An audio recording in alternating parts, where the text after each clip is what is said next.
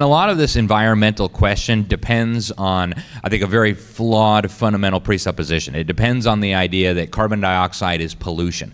And I would argue, after interviewing hundreds of scientists, including many who've worked for the UN IPCC, many of the leading scientists in the world, that the notion that CO2 is pollution is absolutely preposterous. We exhale about 2 pounds of it every single day.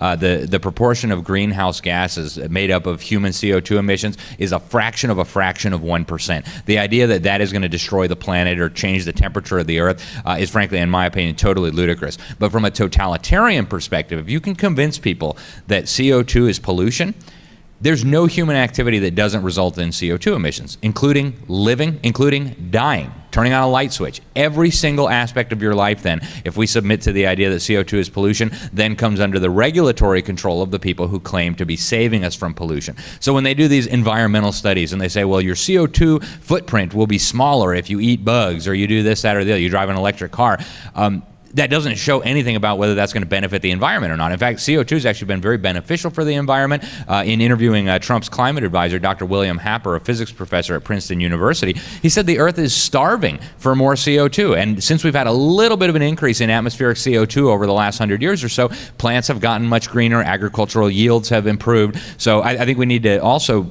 talk about the fundamental presupposition here. Is CO2 really pollution? If it's not, then all these alleged environmental benefits are completely fictional.